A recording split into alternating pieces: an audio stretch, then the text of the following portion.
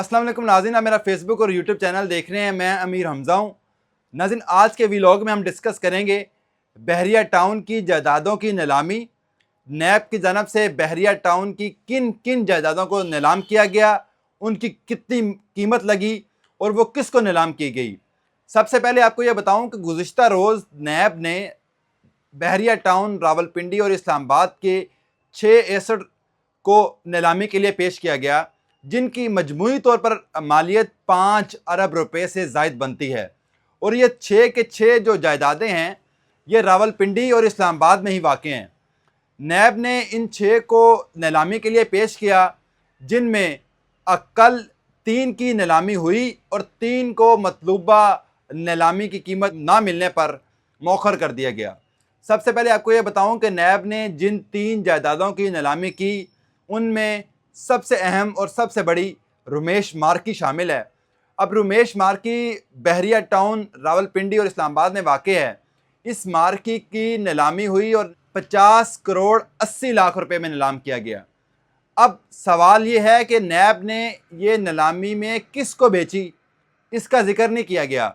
और दूसरा आपको ये बताऊं कि नैब ने जब कल नीलामी की, उसमें नैब की जानब से मीडिया को इनवाइट तो किया गया, लेकिन किसी एक जर्नलिस्ट को भी, किसी एक सहाफ़ी, किसी एक मीडिया पर्सन को भी इस नीलामी में इंटर नहीं होने दिया गया। इनवाइट करने के बावजूद भी नैब ने मीडिया को नीलामी के वक्त अलाउ नहीं किया। अब जब नैब ने इस तीनों की नीलामी की, जब सहाफ़ी वहाँ पे पहुँचे तो नैब ने उनको अलाउ नहीं किया। उसके तकरीबन 2.5 घंटे बाद नैब की जानब से एक प्रेस रिलीज़ जारी की जाती है और उस प्रेस रिलीज़ में नैब ने यह बताया कि हमने बहरिया टाउन की इन 3 जायदादों को नीलामी कर दी है और इन 3 की नीलामी अभी बाकी है। अब जो रुमेश मार्की है, नैब ने अपनी प्रेस रिलीज़ में ये नहीं बताया कि ये रुमेश मार्की 50 करोड़ 80 लाख यानी 508 मिलियन रुपीज़ में किसने खरीदी। सबसे पहले आपको यह बताऊं कि ये रुमेश मार्की रावलपिंडी और इस्लामाबाद के बड़े डेवलपर, बड़े रियल एस्टेट टाइकॉन और हाल ही में अपना डिजिटल मीडिया चैनल बनाने वाले मुसव्वर अब्बासी ने ख़रीदी है। अब मुसव्वर अब्बासी कौन है? मुसव्वर अब्बासी का अपना एक डिजिटल न्यूज़ चैनल है जो कि आज़ाद डिजिटल के नाम से जाना जाता है। आपने देखा भी होगा कि आज़ाद डिजिटल गुज़िश्ता चंद माह कबल, यानी तकरीबन 1 साल कह लें, 1 साल पहले इसको लॉन्च किया गया और वो ना सिर्फ पिंडी इस्लामाबाद बल्कि पूरे पाकिस्तान से उनके रिपोर्टर्स हैं और पूरे पाकिस्तान से वो कवर किया जा रहा है। मुसव्वर अब्बासी इस आज़ाद डिजिटल के CEO हैं और मुसव्वर अब्बासी रावलपिंडी और इस्लामाबाद के बड़े प्रॉपर्टी टाइकॉन हैं। उनकी जानब से नैब की बहरिया टाउन के जायदादों की नीलामी पर बोली लगाई गई और उन्होंने 508 मिलियन की बोली लगाकर रुमेश मार्की को अपने नाम कर लिया। और नैब की जानब से अपनी प्रेस रिलीज़ में ये भी बताया गया है कि इस मार्की को ख़रीदने वाले यानी मुसव्वर अब्बासी ने कीमतों की अदायगी का सिलसिला भी शुरू कर दिया है और इसकी जो 508 मिलियन रुपए हैं, वो भी नैब को ट्रांसफ़र करने का सिलसिला शुरू हो चुका है। अब आ जाते हैं बकिया 2 जायदादों की। बहरिया टाउन के कारपोरेट नंबर 1 और कारपोरेट नंबर 2, इन दोनों को भी नैब की जानब से कल नीलाम किया गया। अब जो कारपोरेट नंबर 1 है, इसको 87 करोड़ 60 लाख रुपए की बोली लगी और कारपोरेट नंबर 2 को 88 करोड़ 15 लाख रुपए की बोली लगी। लेकिन नैब की जानब से यह कहा गया है कि इन दोनों यानी कारपोरेट नंबर 1 और कारपोरेट नंबर 2, इन दोनों को बोली तो लग गई, लेकिन नैब के जो आला हुकाम है उनकी जानब से अप्रूवल नहीं आई। जो ही इन दोनों की नीलामी की अप्रूवल आएगी तो इन दोनों यानी कारपोरेट नंबर 1 और कारपोरेट नंबर 2 को भी नीलाम कर दिया जाएगा। अब नैब ने 3 और एसेट्स को भी नीलाम करने की पेश किया था, जिनमें अरीना सिनेमा, बहरिया टाउन इंटरनेशनल एकेडमी और सफारी क्लब शामिल है।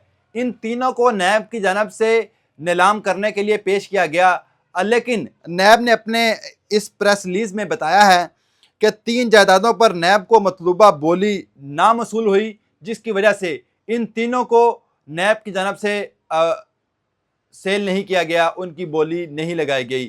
جو نیب بولی چاہتی تھی کہ اتنے روپے لگیں وہ نہیں لگے، تو نیب نے بحریہ ٹاؤن کی ان 3 جائیدادوں کو بولی کے لیے نہیں لگایا اور ان کی بولی مؤخر کر دی ہے۔ اب نیب کچھ دن بعد دوبارہ بحریہ ٹاؤن کی جائیدادوں کی بولی کرے گی، اور اس بولی میں سب سے پہلے ان تینوں کو شامل کیا جائے گا، جن میں ارینا سینما شامل ہے، جن میں بحریہ ٹاؤن انٹرنیشنل اکیڈمی شامل ہے، جن میں سفاری کلب شامل ہے۔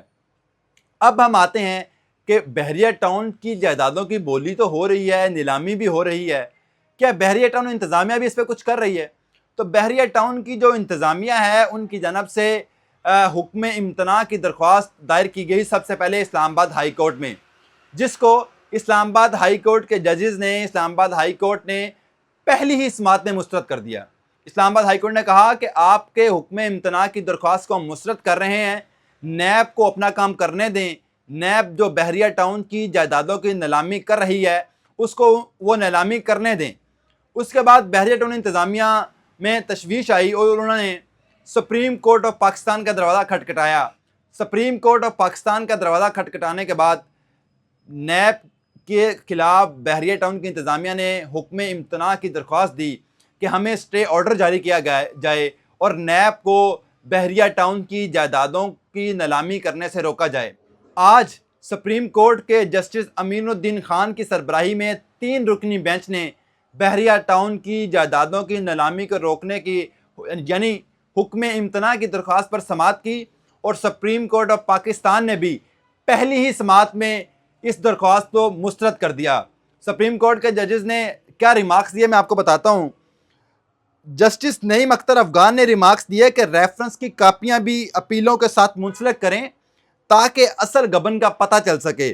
یہ سپریم کورٹ آف پاکستان کے جسٹس نعیم اختر افغان کے ریمارکس تھے کسی کیس میں، اور سپریم کورٹ کا اوورآل اگر میں آپ کو ویو بتاؤں کو سپریم کورٹ کے ججز نے یہ ریمارکس دیے کہ آپ نے جو حکم امتناع کی درخواست دی ہے اس کو ہم مسترد اس لیے کر رہے ہیں کہ ہم ایک پارٹی کی یا ون سائیڈڈ درخواست پر فیصلہ نہیں کر سکتے کہ اگر کسی کا کوئی مکان گرا رہا ہے اور ہم اس کو ون سائیڈڈ سن کے فیصلہ نہیں کر سکتے، ہم دوسری پارٹی کو سنیں گے پہلے، پھر ہی فیصلہ کریں گے کہ حکم امتناع جاری کیا جائے یا نہیں، یعنی نیب کو بحریہ ٹاؤن کی نیلامی کی جائیدادوں کی نیلامی سے روکا جائے یا نہیں۔